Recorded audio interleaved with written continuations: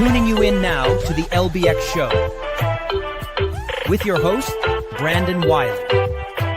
Brought to you by the LBX Collective, your community to connect, engage, and inspire.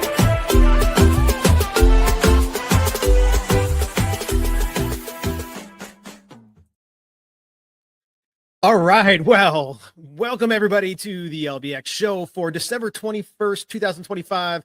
Merry Christmas, everyone. I'm your host, Brandon Wiley, and we have a great final end-of-year show for you lined up today.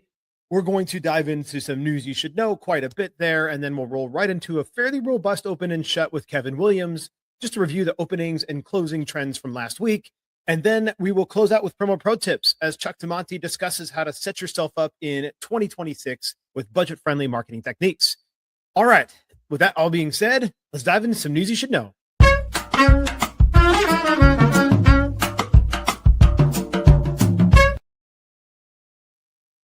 All right, so it wouldn't be a news you should know leading up to the IAAPA FEC Summit next year if we didn't talk about the IAAPA FEC Summit. So this is coming up February 1st through the 3rd in Glendale, Arizona. It is $500 for members, and I think it's like $700 for non-members. Just become a member. There's other good benefits and reasons to become a member, and then you save a couple $100 on the on your ticket. So just if you're not a member already of IAAPA, join IAAPA. I get nothing from that. Just you should be a part of it. It's a great organization that supports the global attractions industry. And anyway, so at this IAAPA FEC Summit, there's going to be a bunch of different sessions and panels, and obviously lots of networking happening as well. But you're also going to have Libby Gill, who's a keynote speaker. She's a leadership expert and author, and she's worked for Universal and Sony and Turner Broadcasting over many years, just building high-performance teams and cultures. And so highly recommend you coming to that. The whole education theme of this IAAPA FEC Summit is play the long game, build a lasting legacy. So, I think this is about, obviously building a legacy, as it says. So anyway, they're also going to be visiting some locations. There'll be at least 3 locations. Right now, all I have confirmed is Fat Cats at the Con Lake Entertainment. And so anyway, you want to get going. And then there is a wacky golf event. So normally there's a charity golf event that starts. So they decided to do a wacky golf instead, which is better for me because I enjoy wacky golf much more than I enjoy regular golf. Well, that's not true. I like being out there in regular golf. It just is, I'm not that great. So it is great. So it's $100, a separate ticket to do the wacky golf, but all those funds go to the IAAPA FEC Foundation Scholarship, which helps to support people who want to get more involved in this industry and learn about the industry and just get into the industry. So anyway, that is that. And so sticking with IAAPA news, this was an interesting an announcement that came through just this week. IAAPA and then Expression Capital Partners have unveiled a new global partnership. It says, what the association says marks a significant investment in long-term success, financial health, and innovation capacity of IAAPA members around the world. Okay, so I'm just going to read a few things here. So the International Trade Association said, IAAPA basically said that Expression Capital Partners will be its exclusive private equity and mergers and acquisitions advisory partner, but also a platinum sponsor of all IAAPA expos. So basically, they gave IAAPA a shitload of money, and so they decided to make them their exclusive partner. Expression Capital Partners, by the way, I did some research on them. They were just started in 2024. They have a lot of pedigree. They have a lot of background. Like the people that are involved in it have done other things, but the group itself has only been around for about a year and a half.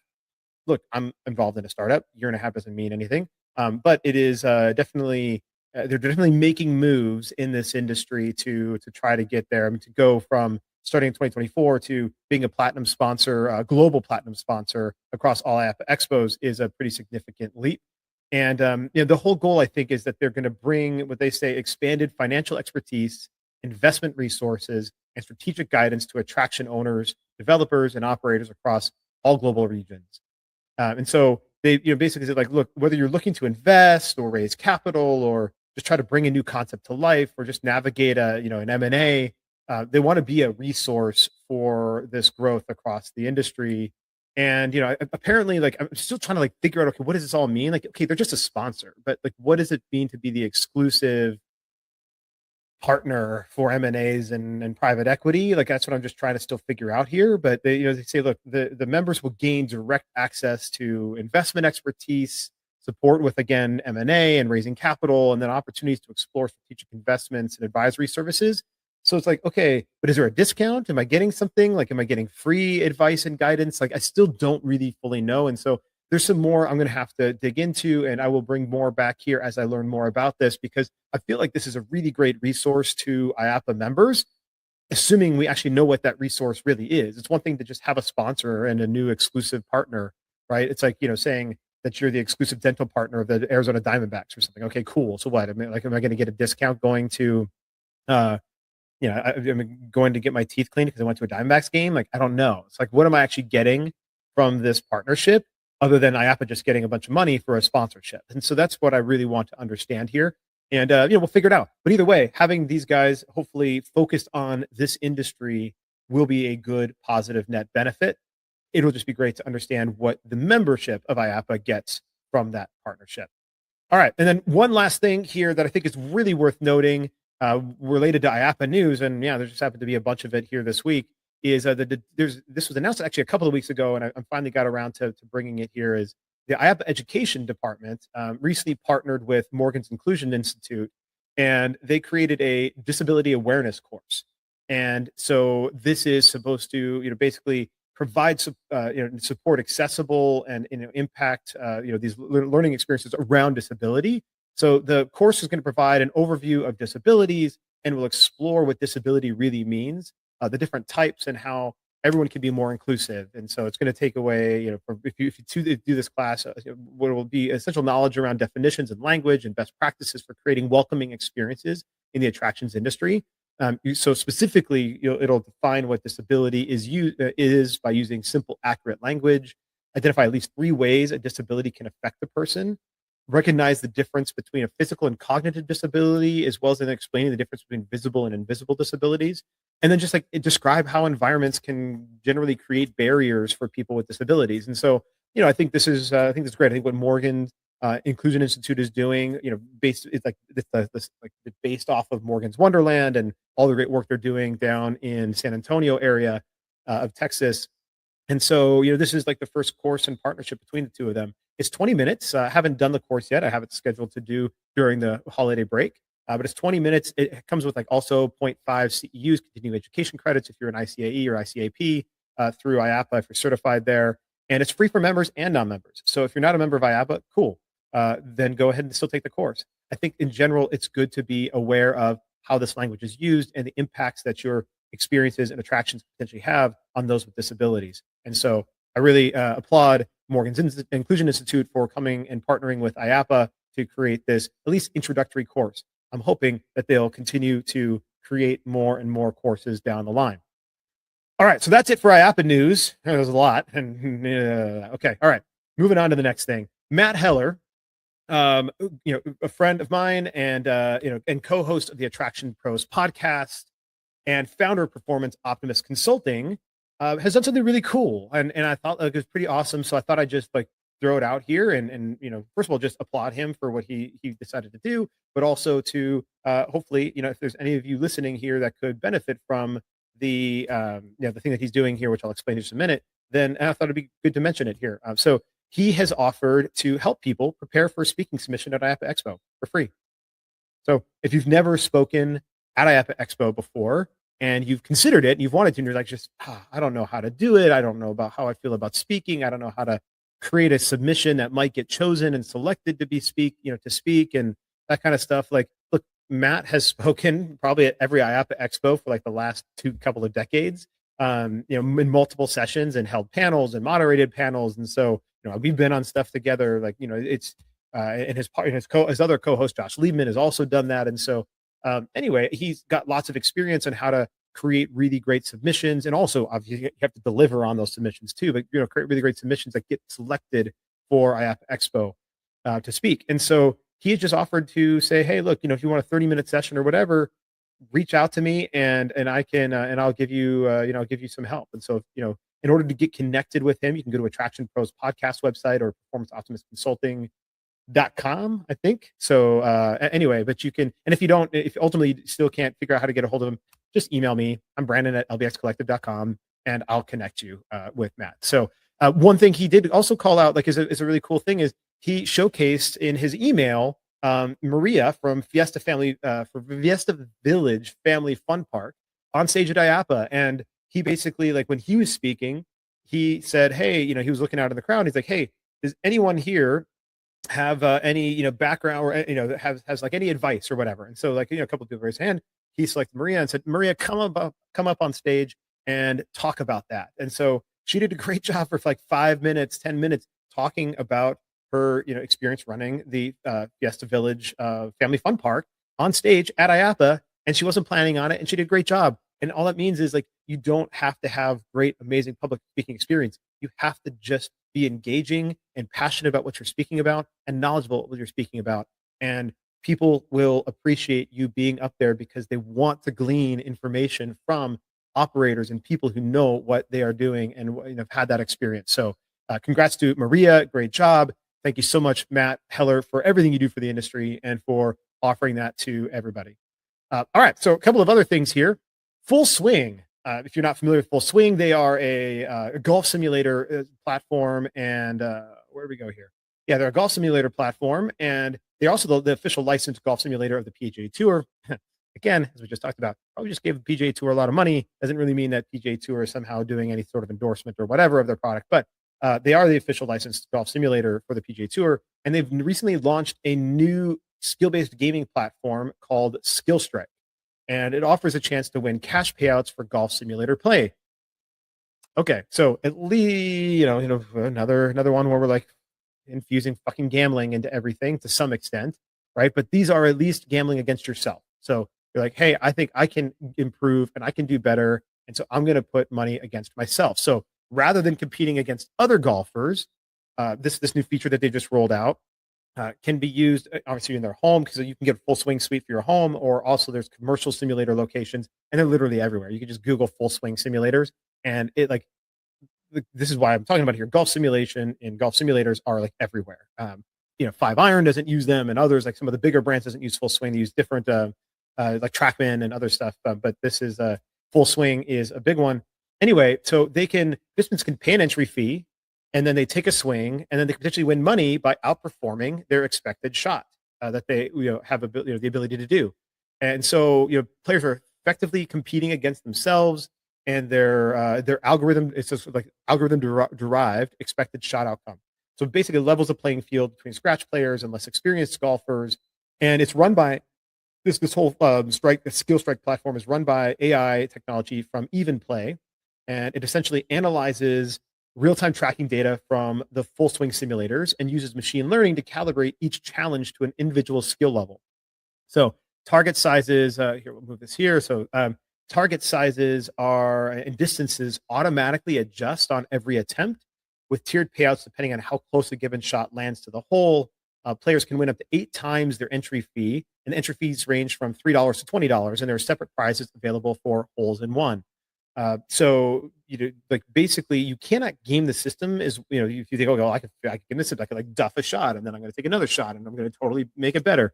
But so you can't game this. And the AI technology looks at key swing indicators and can actually detect if swing mechanics are different from shot to shot, and then adjust the targets for subsequent shots in an accelerated fashion. So, anyway, I thought it was pretty cool. Like, okay, putting the money aside, the AI assisted, adjustments to really push me and drive me to have better shots, which I need, as we talked about earlier, I think is really unique and innovative, and is a great element to add to their swing suite. So again, whether or not you want to wager, which you don't have to do, this is a great way to really drive you to get better, because it's going to analyze your swing and it's going to be like, okay, I think you can do better. And it's going to push you just a little bit, and you're going to try to get there and try to get there. It's going to give you feedback and ways to improve your swing. And so anyway, pretty cool system.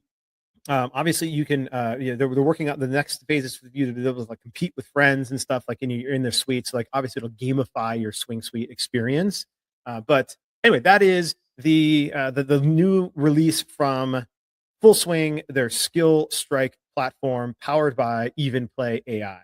All right, last thing we're going to talk about here on News You Should Know is a pretty cool thing. I mean, so we talked about this a while ago when they first announced it on the LBX show. They didn't announce it on the LBX show. We talked about it on the LBX show when they announced it. the Disneyland is partnered with Fortnite, and they now have an official island in Fortnite. So they had long promoted this. I mean, probably a year and a half ago, I want to say, and obviously it's been under development. And so they finally released this to the public. It is called the Disneyland Game Rush Island. And so most of, basically, so like they kind of took the most iconic attractions of Disneyland Resort, so Disneyland, not Disney World, have been, they kind of reimagined them in an exciting way. And so, the Fortnite Island was basically, it has a bunch of mini games. So like has an experience, like a walk around experience that kind of makes you feel like you're in Disneyland. But then also has a bunch of different mini games. So here's like, you walk in and your portal or whatever, you drop into here. And, so they're basically greeted with like a little mini replica of the Disneyland resorts, but specifically their 70th celebration. And then the whole structure that's there, it's inspired by the Sleeping Beauty Castle, the little structures in the middle. And then while the players are exploring all around, they can go and check, they can see like the Pixar Pal around and the Incredicoaster in the background. You can't ride the Incredicoaster or those kind of things, but you can kind of see them in the background. And so it's pretty cool. But you can, the Fortnite fans can compete up to, with 11 other gamers, to play 7 different mini games, which appear in randomized order. So the first one they have is a Space Mountain rocket race. Kind of go down and like jump, and collect coins, and you're kind of jumping through. So like, little mini games, but again, like supposed to simulate Space Mountain. And then they have the Star Wars Stormtrooper Showdown, which, obviously like kind of a hunt down the Stormtroopers, pretty straightforward. They have the Haunted Mansion Scavenger Hunt. So you're just collecting different items throughout the Haunted Mansion. They have the Web Slingers Spider-Bot Blaster. So this is from California Adventure, not the Disneyland park itself. But they have the Web Slingers Spider-Bot Blasters. So, you're obviously shooting another shooting game. The Guardians of the Galaxy Mission Sneak Out. So instead of Mission Breakout, which is obviously the Guardians of the Galaxy ride in California Adventure, which used to be Tower of Terror. It's a great, great ride. I feel like it's a little bit short, but still a great ride. Anyway, they have now the Mission Sneak Out version of Guardians of the Galaxy, Indiana Jones Tomb Runner. And so, I think that's fairly self-explanatory. And then Matterhorn Slip and Climb. And so, you're climbing around the Matterhorn and doing a bunch of different stuff. So one of the cool things too is they have the ability to unlock a magic key with a key to Disneyland.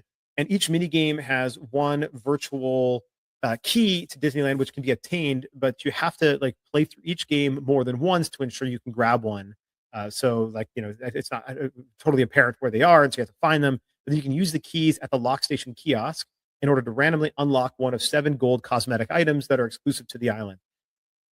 All right, if you're not familiar with the Magic Key, right now for the 70th anniversary at Disneyland, you can buy an actual key at one of their gift shops. I mean, it's a brilliant merchandising play, like fucking brilliant.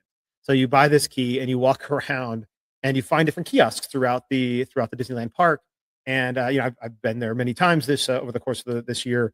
And I haven't done the key because I'm not going to buy the freaking key. I'll just watch other kids do it. So they buy the key, they stick it in, they turn it, and the box does some cool little stuff, and they get like a little exciting thing, and they move on to the next kiosk. Well, here you can actually get cosmetic items that you can then put on and wear. They have little hats and different scarves and things that you can just soup up your character avatar. And then after completing all the mini games, the hub explodes into colorful nighttime celebration led by Mickey Mouse with fireworks, holograms, and players showing off their best new accessories and dance moves. And so you can see an example here of like the nighttime experience and kind of like the fireworks and stuff going off. So that is Disneyland's newest Fortnite island called Disneyland Game Rush.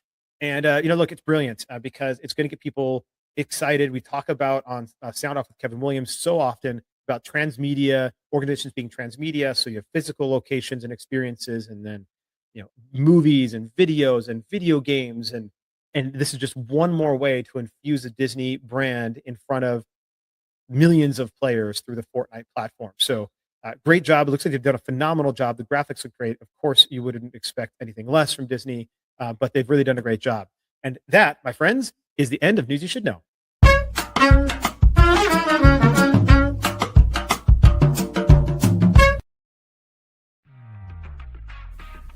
Intercard is the only cashless system designed, developed, and manufactured all under one roof. They introduced cashless technology to the amusement industry and have been leading the way for over 30 years. Cashless systems from Intercard increase customer spending, guest satisfaction, and boost revenues by up to 30%. Intercart is so proud to be serving the amusement industry, and if you aren't already part of their global family of customers, they hope you will become one soon.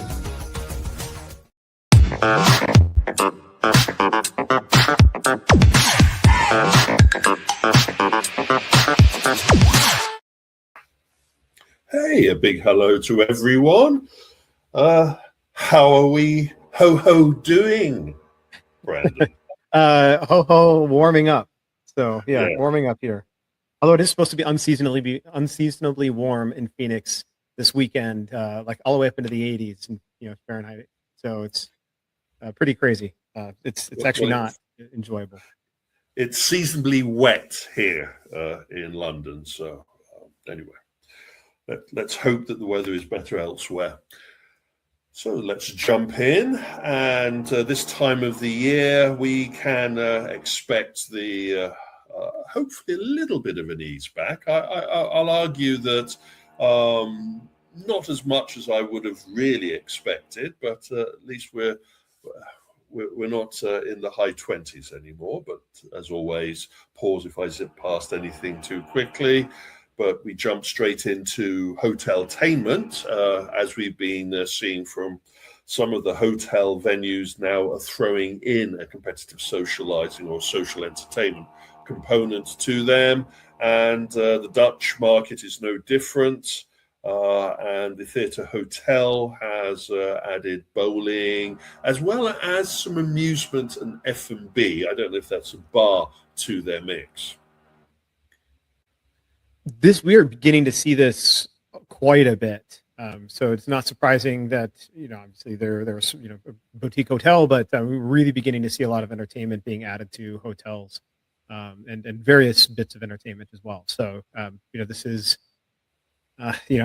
not a great trend necessarily for, your standalone FEC, bowling center, et cetera. Good for the hotels, but not great for those that may be near hotels where, originally they maybe would have left the hotel to go to an entertainment center down the street. Now they're going downstairs or down to the basement or wherever they've put the lanes.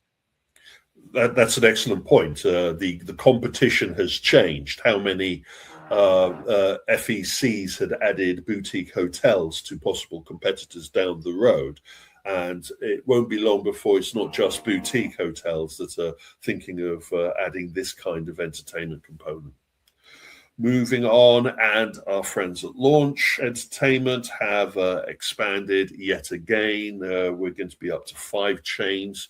This 36,000 square facility is, what they would now call a family entertainment facility. It has the bowling, it has the axe throwing, it has the mini golf, but it also has some VR attractions and simulators and what would be called the active entertainment. So it's a bit of everything. It's a very big installation for this Massachusetts location. And I think it's, we know from their marketing material, this is one of at least 5 new venues that they have opening in the next couple of months going into 2026. I do know that Launch intends to expand pretty aggressively over the coming few years. They have some major expansion plans lined up. And it's an interesting one, right? I mean, they were originally like a Gen 1 trampoline park. I mean, they started with just trampolines, and then they evolved into more of an adventure park model. Then they kind of had to they slowed down for a little while, and now they're relaunching, pun intended, as a broader family entertainment destination. I would argue, though, that they probably maybe didn't push the boundaries far enough.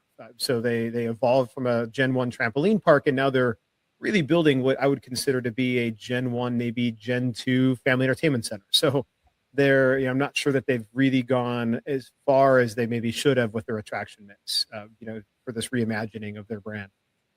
Yeah, it's a difficult one here, so you're seeing Launch family entertainment, but of course there is, as Brandon has alluded to, Launch trampolines and, the 30-odd facilities in that particular chain. And I don't think there's enough separation. So I don't think that they've really thought about future-proofing their family entertainment center. And I don't think that they've thought enough about what they're going to be doing with their trampoline centers as they move towards active. Because if you're going to start throwing in active entertainment into your FEC chain, then you're going to be eating your own lunch. And soon there will be a brown mess of trying to define what is a launch FEC against the launch active entertainment. And then at some point in time, a bright spark will suggest, why don't we have a launch social entertainment component?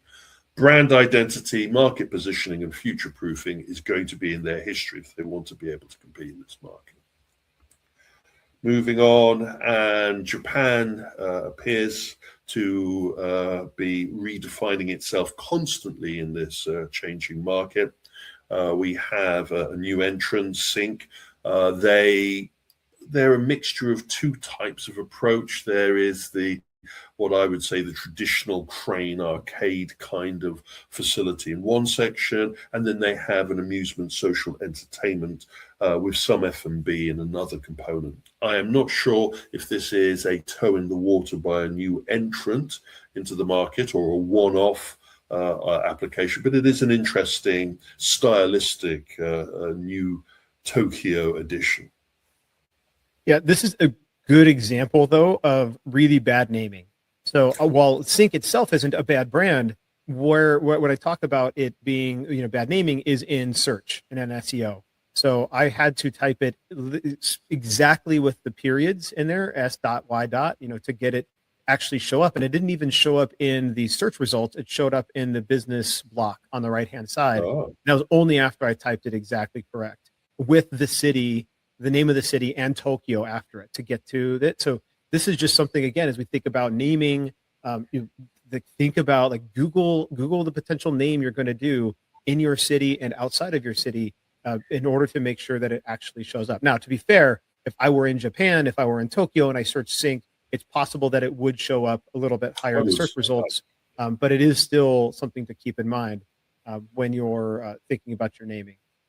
I use a specific search tool for Japan generally because I notice that the Western search engines can't find the information that I'm looking for or make stupid mistakes. So again, I may put this down to lost in translation. The issues that I have also is the branding and the positioning and really the algorithm sorting is different for us here in the West compared to the Asian systems. But again, branding is important, as we know. And hey, you have to deal with the Japanese text here if you want to know. But Adores is a large chain. They've got about 34 facilities out there, mainly of the traditional mix of crane facility, very traditional mix. I think left over from the pachinko kind of style of venue. They have now upgraded themselves and they now have an Outdoors Plus facility, which is one of the first is opening here, and it is a new style crane aimed at a younger audience and also aimed at a retail drop-in component. So, I would, if I was them, I'd be waiting for a knock on the door from Genda. Exactly. And speaking of Genda, the latest Geigo has opened up. Nakayama, nothing too over the top here. This is a 5,000 square meter facility, so a relatively large site. A lot of cranes, a lot of medal machines, the coin drop systems, a lot of music machines, about 50 odd music machines in there, and about 50 odd other kinds of assortment of entertainment. So this is a Geigo that is relatively large, covers all kinds of age groups with its hit, and is dropping into a market that hasn't got that many new wave entertainment facilities. So kind of the penetration of the new style of entertainment facility into the Japanese market. We will see a continual gradual picking away at the older style of venue for replacement to this type of style. And then talking about redevelopment and reinvesting, £1.5 million reinvestment into one of the many 10-pin facilities. You'll remember we talked about 10-pin entertainment last sound off, expanding their brand and acquiring new operations, taking on the Fair Game operation. Well, they have also been updating the key, what I would call flagship facilities in their network. Of their 59 sites, we've been seeing a gradual investment. Their competitors have been doing exactly the same, taking the old tired sports bowling facility and making it much more applicable to the third space market, that is Generation Y and X.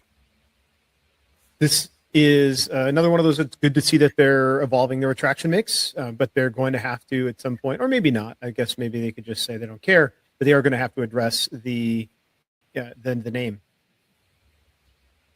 Yeah. Sadly, I don't think that they're of a mind to change the name. I think it's confusing, especially as there are a number of amusement facility 10-pin brands in North America, which also makes searching 10-pin entertainment even more enjoyable. I also feel that they will need to distinguish their updated facilities from their current or older facilities to avoid disappointment, as we touched upon previously. But again, maybe they don't care as much until they have sorted out which sites they're keeping and which sites they're going to let go before they go for a root and branch rebranding. A new build and a new facility concept, high tide and good vibes. Yeah, I'm sure the marketing team were smoking something very interesting when they came up with this one.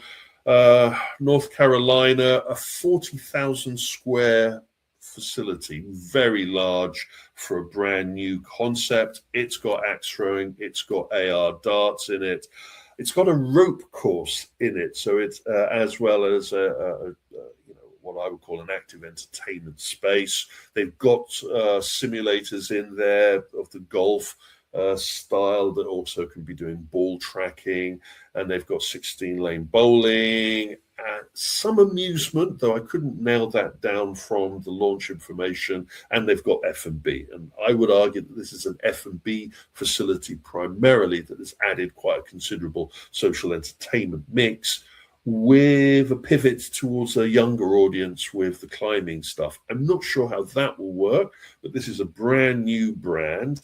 They've gone for the eat, play, bowl concept, so they are throwing their hat into the entertainment bowling kind of process. It's nice to see new blood in here, as well as new blood spending quite a considerable amount of money to enter the market. Let's hope that they've done their research on what the North Carolinian market or Carolinian market wants. Moving. Oh, sorry, Brandon.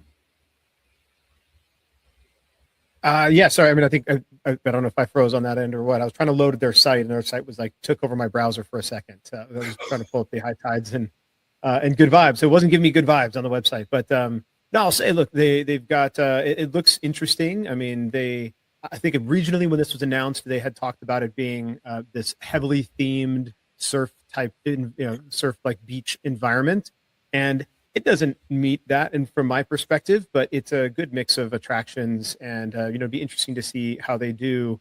Obviously, it's in a what would be considered a tourist travel town, and so there's always opportunities and uses for this type of space and entertainment.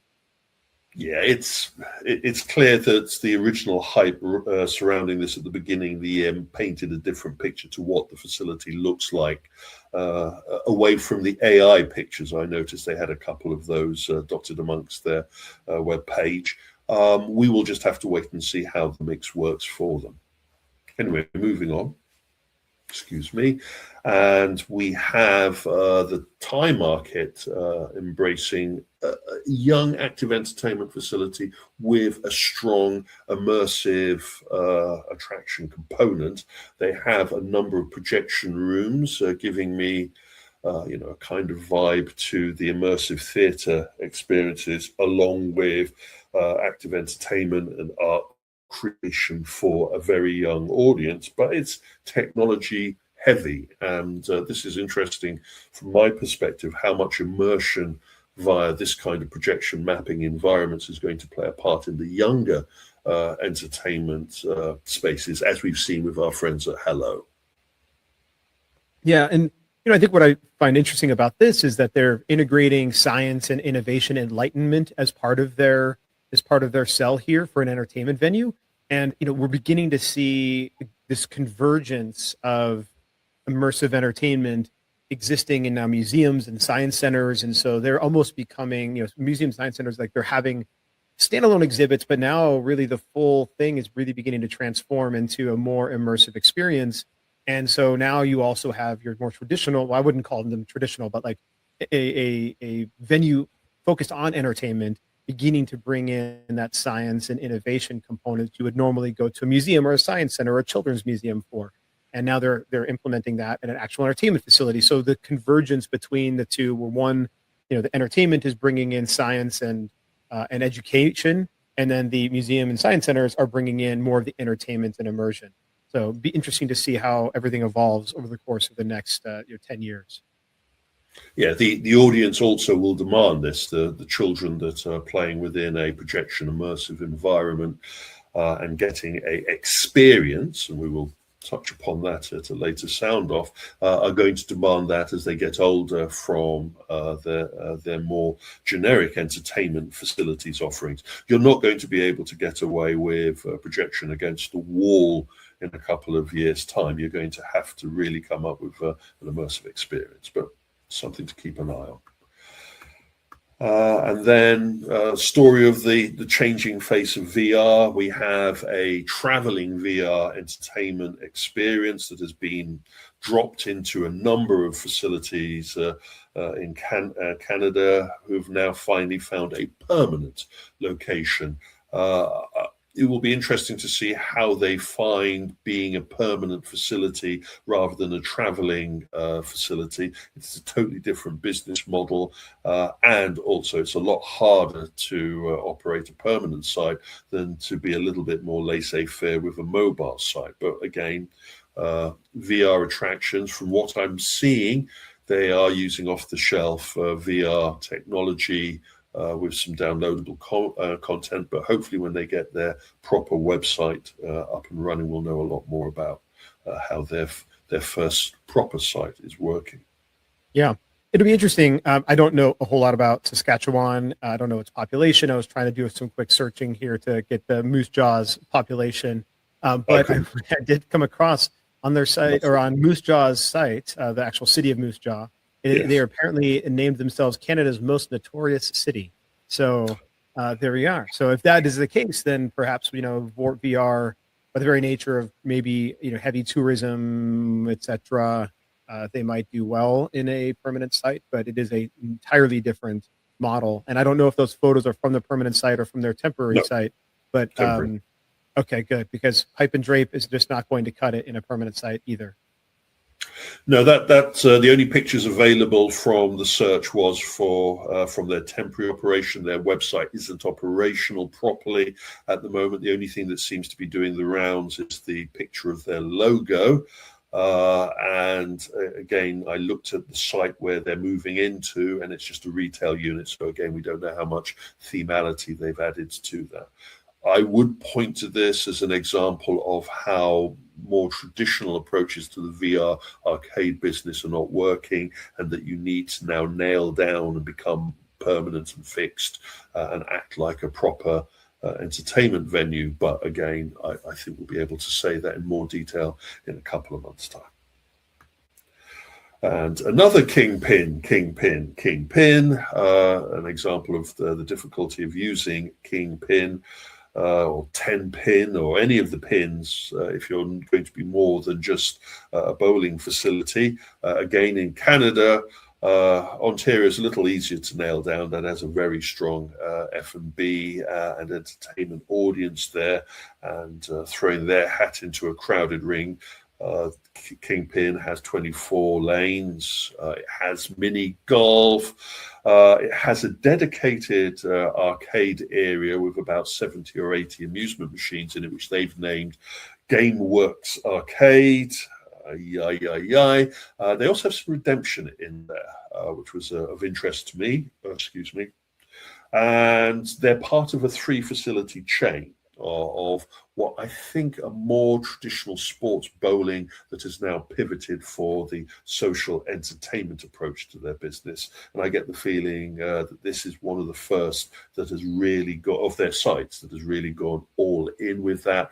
That said, a number of their facilities also include their mini golf offering. So they are pivoting in where their audience is. Yeah, it's really interesting that they've like intentionally name, other than their bowling, I guess they don't, but they name their different things. So their putting experience is Putt Social at Kingpin St. Catharines. So they have a whole separate logo and brand for Putt Social, their experience, which leads me to think that perhaps you have a different entrances, or maybe there's an entrance just to Putt Social and then an entrance into Kingpin, and they may cross over. Very similar to my, what Hijinks Hotel did in Holy Moly in Irvine, right? They have the two separate entrances with a little crossover between, so they can share staff and share resources, and also obviously have guests flow between the two. But it does lead me to think that they maybe are marketing this as a standalone putting experience, as well as then the joint Kingpin experience.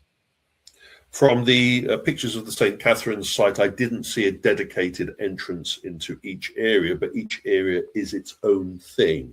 So yes, I would go with what the direction you're pointing at, which is they're trying to give each one of their zones their own themality, as seen with this GameWorks Arcade zone having its own branding. The bowling side, the Kingpin side, and then the golfing side. It needs to prove itself. Some sites are going to include this, some sites aren't going to include this, so that gives you the separation. There are 3 facilities in. Let's see how their 4th and their 5th sites deal with that. It's a dangerous route to go down, because if some of your sites do have all of these amenities and some of your sites don't, then you're going to have some demarcation so people know that there will be a mini golf space at the next site that they go to. Then we go to the shots and the sales. Sales have started on the entertainment facilities. What I will be talking about in a little bit more detail, the story behind this latest acquisition by our friends at Mellows. Mellows, obviously known for their theme parks, as well as their social entertainment stuff, the guys behind Urban Playground and the Cube experiences.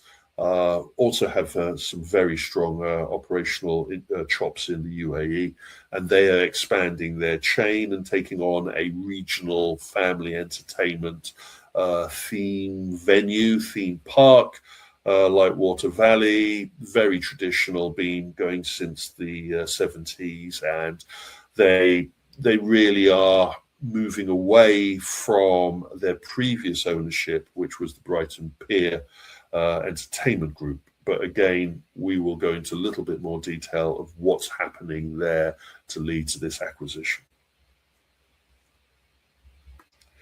A water park in the US of a certain age finds itself announcing that it is closing. A common refrain this year, what's left of this year, going since the 1970s, Wild Wave just printed up on their page and on their social media that's it, folks. The final season of operation is 2026.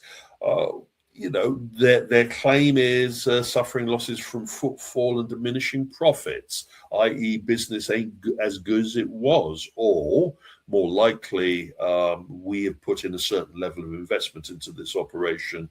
It is now not drawing the revenue that we need to continue operating it.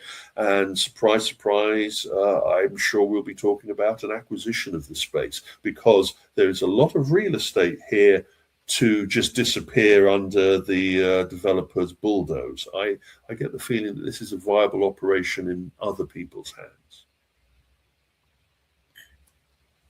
Yeah. Well, I mean, we continue to see these, like I would call them regional amusement parks, continue to close, decline, struggle, etc. When you have large parks like Six Flags with lots of money behind them struggling in some regions, the regional theme park or the regional amusement park, I won't call it a theme park, the regional amusement park is definitely going to continue to, I think, see declines as we saw the last couple and we've seen over the last year.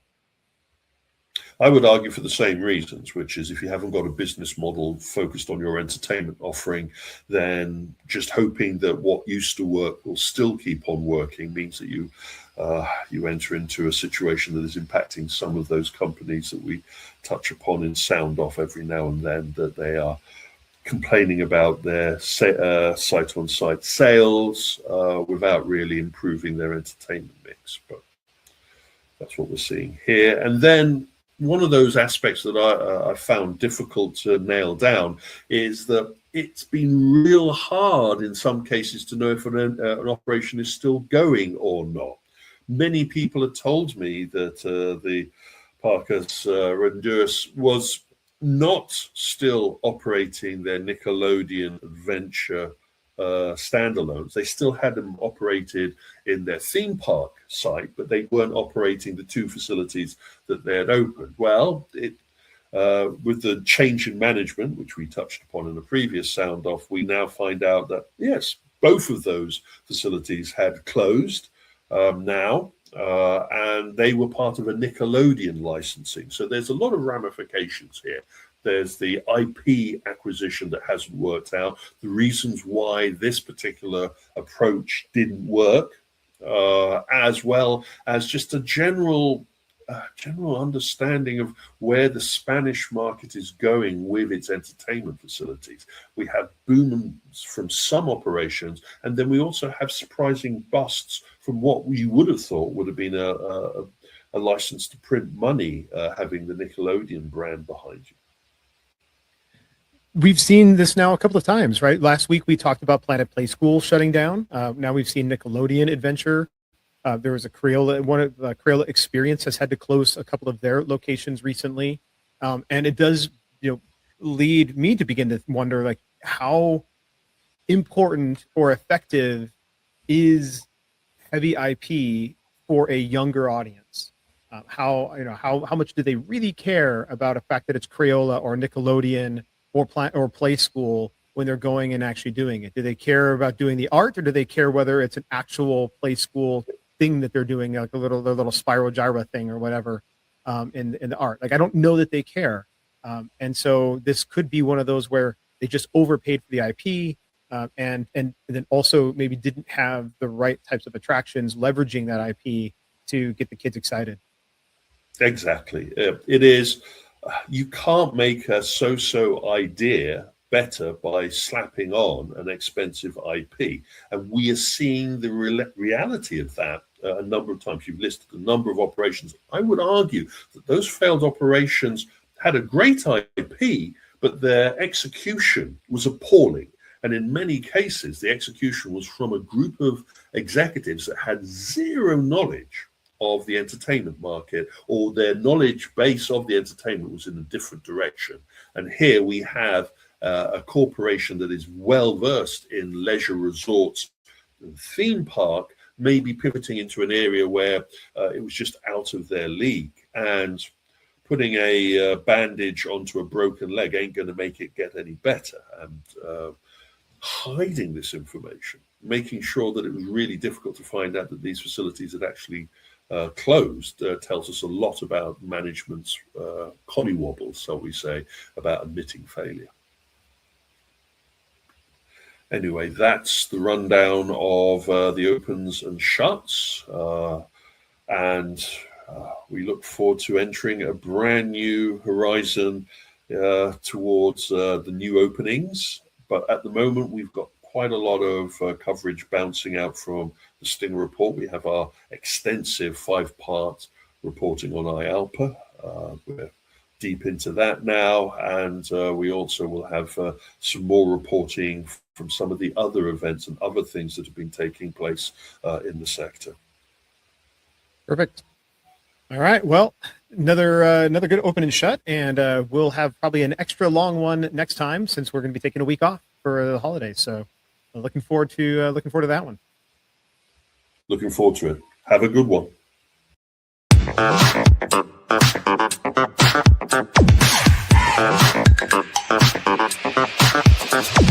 Power up your game floor with Arcades by Allen One. Whether it's perfectly pouring drinks in Dr. Pepper Soda Slam, grabbing official Butts on Things plushies, or defending cities from attack and missile command recharge, Allen One has something for every venue and arcade floor that will delight your guests. Each game is also enhanced with Major League Esports, a free app that tracks player top scores and brings guests back to your venue for more.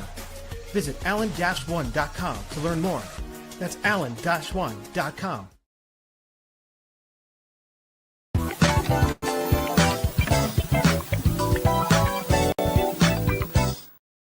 Hello and welcome to Promo Pro Tips with Chuck DeMonte. That is me. And as we are coming into the new year in 2026, I want to give you a couple ways that you could set yourself up for success in 2026. Now, a lot of people are tight, right? There's bigger economic things going on. People are a little bit tight with discretionary, spending. So how do we make sure we could put ourselves in the best position to move the needle in 2026? Okay, so I want to give you a couple step process to help you do that, right?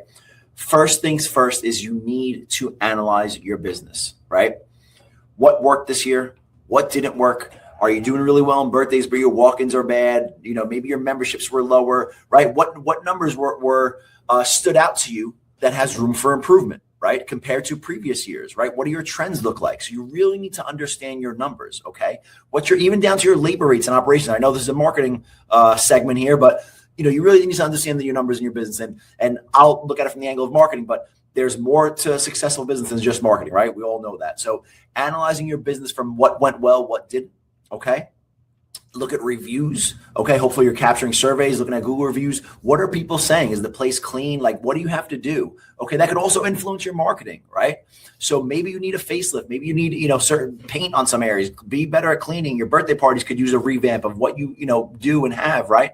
Again, that'll go into the marketing and the marketing communication. So analyze what worked and what didn't work, okay? That's for starters. Next, create a plan to address those issues. Birthday party bookings are low. Okay, what are you doing? What are your marketing? Did you do Google ads? Are you doing marketing for your birthdays? Did you stop doing emails, right? Are you retargeting people who have had a birthday party there before, right? Like, what is the plan that you're doing? And if you need to hire a professional, go ahead and do that, right? Or if you need to work an extra longer hours, you need to go ahead and do that, or be emailing people one by one, right? What does that look like? You need more field trips, more private events? Get on the phone, call people, right? Hire somebody to do it, right? Bottom line is you need to have a plan to what you focus on can improve, right? So what are the areas you need to focus on? Come up with a plan. And any action is better than no action. I promise you that. So even if you try something at first and it didn't work, like, continue to try it, continue to do it, continue to make those calls, continue to make those posts. It will make a difference. Don't just do it once, say, oh, that didn't work, right? You need to do certain actions, right? Top line actions to drive results, right? Surface sort of actions get surface results, right? So really dive into stuff. And again, if you need to hire a professional, train your team better, whatever that looks like, right? Now's the time to do the work. You're going to separate the good operators from the bad operators when money is tighter, right? When everybody and their mom was making money, it was easy to not have to do all the nitty gritty details and things, okay? Now's the time to dig in. What didn't work, what did, and create a plan to improve it. Now, that's digital marketing, in my opinion, and local, right? What are you doing locally? Are you handing out, maybe sending out flyers, right? Contacting the local PTAs and PTOs and schools. And, what does that look like from a local effort? Attending events, right? Let's make a list of 4 events we are going to attend, festivals, community things that where your brand is going to have a presence at, okay? And what does it look like, okay? Plan partnering with local schools. How can you give them, give away stuff to them and partner with them and just think of different stuff like that. Maybe, again, creating a plan is giving, like I said, revamping your birthday parties, right? Giving your location a fresh coat of paint, refreshing it. What does that look like? Okay. And now here's the thing. You can create a plan. You need to execute. Okay. This is up to you, right? Create a plan. Every Monday, I'm doing this. Every Tuesday, my team is meeting and we're reviewing this plan to make sure we're checking off that things were done for it. Okay. you need to execute. And again, if you need to hire a professional, especially if you're doing marketing for areas that you don't need, hire for your weak areas, right? Hire in the areas you don't know, right? At the end of the day, you're going to spend that money and time in some way or shape or form or fashion, right? Might as well pay somebody to do the areas you don't know too. And I understand now it comes down to budget, but figure out what areas you can do and what areas you have a budget to hire other, to help you do certain things. Okay. But again, you have to execute. Okay. So that's it, right? 3 steps. Analyze your business. What worked, what didn't. Create a plan to improve those areas, and then execute. Continually execute. If you do action, you will get results. Don't just do it one time and say it failed and that's it, right? Surface level actions get surface level results, right? So go out there and go crush it in 2026.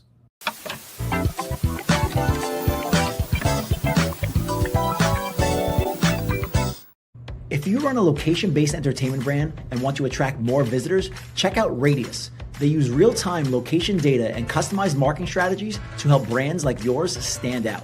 Radius can boost your foot traffic and build a loyal customer base. Plus, they're offering a complimentary local market analysis to show you exactly how they can help you grow. Curious? Visit radius.co and ask about your free market analysis. That's RAYDIUS.co.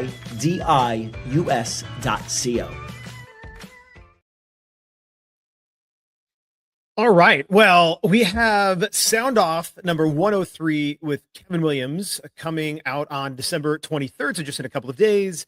And yes, it is right before Christmas. You get to use some good Sound Off, stuff anyway, it's a great Sound Off. It's, we cover a lot of trends, and specifically what I'm excited about this one is Kevin goes through the 12 trends that we've seen over 2025 leading into 2026. We kind of do that at the end of the Sound Off. And we have some good discussion around each of those trends.